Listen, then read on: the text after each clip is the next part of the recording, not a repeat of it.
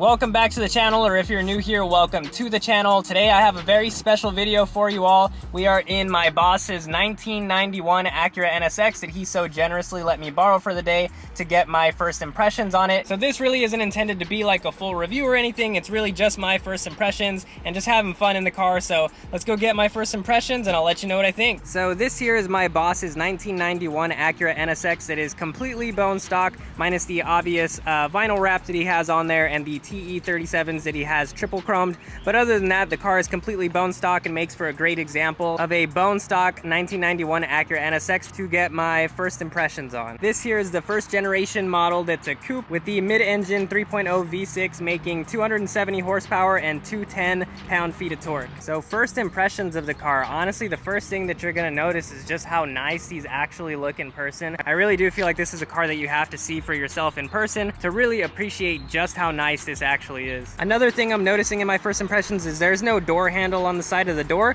They've actually integrated the door handle over here near the A-pillar. It really keeps the door looking very clean, and the door handle where it's at is actually very conveniently placed to be able to just pull this and get right in. Getting in, one of the first things that I noticed is how slanted the climate control area is. It slants away from you, which I actually appreciate because it makes the cabin on the inside feel a lot bigger than it actually is. Another thing that I noticed getting into the interior right away was just like any other car, it does have the air vents here in the middle, but unlike any car I've seen before, it doesn't have the other air vents on the side over here. It actually has the air vents on the door card, which is quite interesting. I've never seen anything like that before in a car, but I actually really like it. That's pretty cool. Getting in the car, I also did notice that there's no cup holders. There is this small area for storage, but no place to actually put a cup or any water bottles or anything like that. But honestly, if you're buying a car like this, you probably wouldn't care too much about that anyways, but just something that I noticed, so I wanted to let you guys know about that. I also do really like that everything in here is made out of like this soft touch leather, which is pretty cool. I don't know if you can see how squishy that is, but all of it's like super squishy,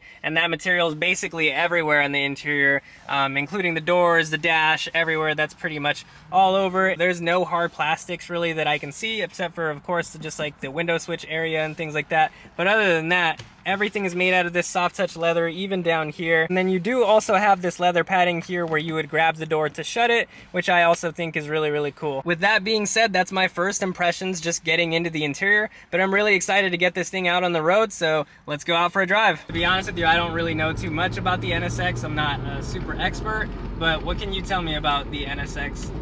So the NSX was basically made to compete with supercars in the 90s, especially the Ferrari 348. Honda even took over the automotive engineering designer, Pininfarina from Italy, to design basically the body style of the vehicle, the aerodynamics. They wanted a consumer to have an exotic car that they could be reliable and driven on a daily basis. And this was meant to be a direct competitor for the 348 at the time. Correct. So the original vehicle came out in the 1990 in Japan. It did not hit the United States market until the 91. That's when they brought in this year, the 91. From what you told me, this is the first gen. So you have the first gen, and this is the first like release, right? So 91 was first year in the US? Correct. In the 91, did they already have the Targa Top versions, or they only have the Targa Tops did come in later in the years. I believe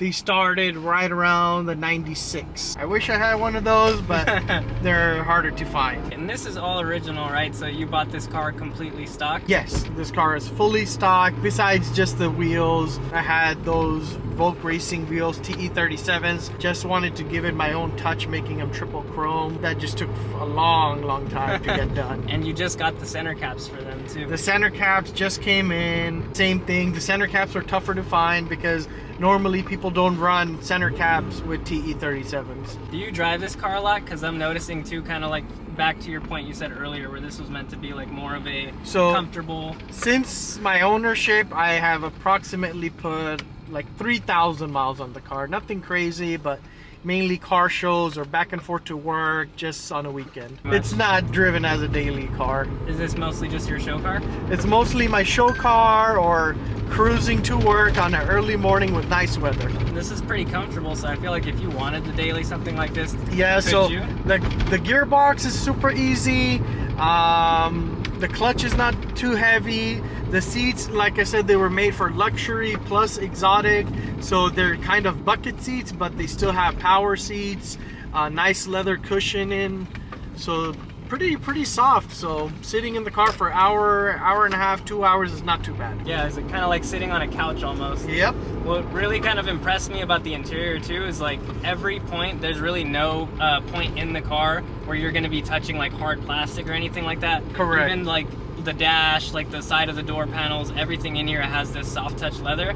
Yep. Which is really nice. Did they all come like this or specific trims? All the NSX besides the NSX-R came with more luxury items. The NSX-R was the one that came with like a radio delete. It had less what you call it, sound deadening to help with lowering the weight on the vehicle. And it's very minimalistic and everything's right there, easy to use, easy to drive, nothing crazy.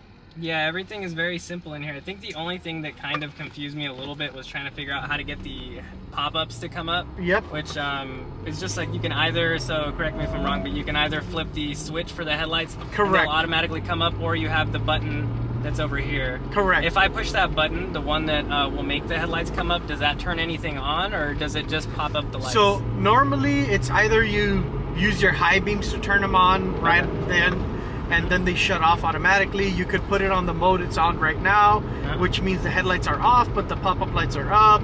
You can go that route, or you can just hit close and it closes them until you turn them on. So even with the stock exhaust and everything too, the car also sounds like really good. Exactly. And I've noticed too in first gear, and I'm not sure if you've noticed this, but it has like a whine, almost kind of like a supercharger. It's just the induction noise, how they have it set up.